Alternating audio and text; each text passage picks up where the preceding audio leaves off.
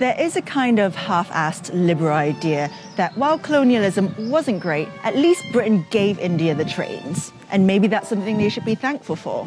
After all, trains are pretty useful, especially in the 7th largest country on Earth. So, colonialism, maybe not all that bad? Unfortunately, Britain also stole $45 trillion from India, all the while exploiting religious divisions between the Hindu and Muslim communities and further turning them against each other.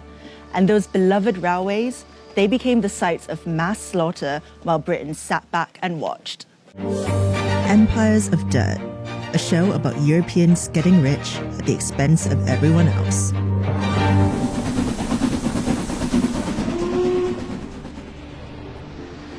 Britain first got involved in India through the East India Company, which had its headquarters right here on Leadenhall Street. A private company owned by London stockholders, the East India Company grew over the next 300 years to become a quasi-governmental body with its own army and laws responsible for trading spices, cotton, silk, and tea all over the world. By 1858, ownership of the East India Company had been transferred to Queen Victoria after the failed Indian Rebellion. Trains were the brainchild of British engineers. The East India Company would use railways to transport exploited resources like cotton and coal more efficiently around India. And it worked. Between 1853 and 1924, a railway network was created to help Britain extract from India relentlessly. And it's not like we gave India the railways either, by the way. We made India pay for them, and we ripped them off in the process. Despite Indian mechanics having their own efficient, cheap designs, Britain made India buy trains from them.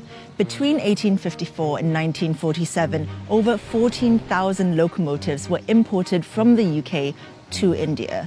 Initially, Indians weren't even allowed to work on the trains. They were staffed entirely by white people, from the board directors to the ticket collectors.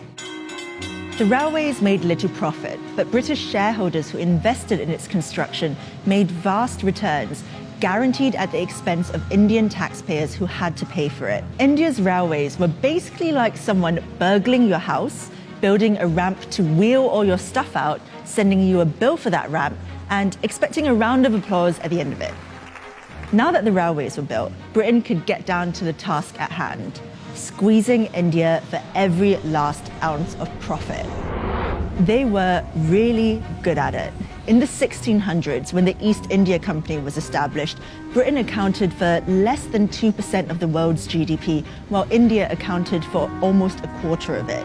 By the 18th century, Britain had become one of the most powerful empires in the world, while the prosperity of the Mughal Empire was fading fast.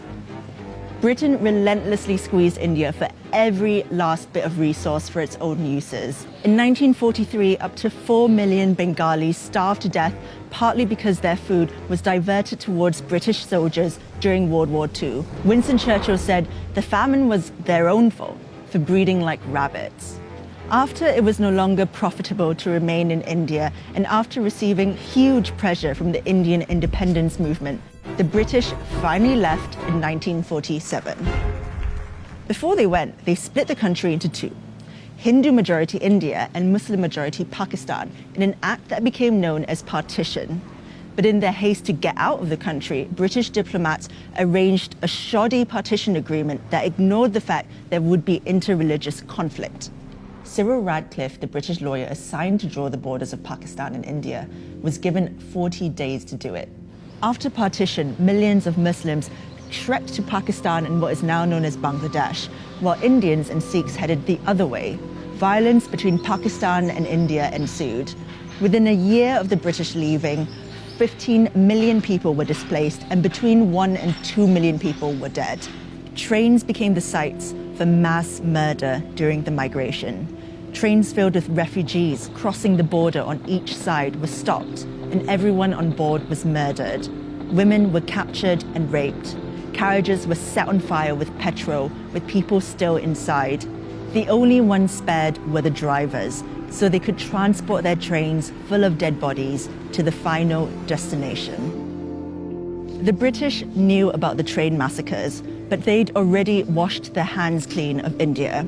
Prime Minister Clement Attlee, writing to Lord Mountbatten, the last Viceroy of India in 1947, said, "Keep India united if you can. If not, save something from the wreck. In any case, get Britain out."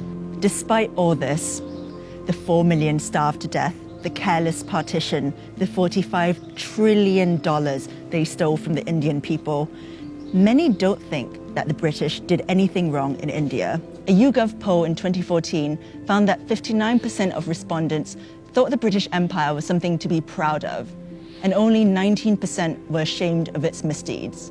Trains, cricket, empire. What could possibly be wrong with that?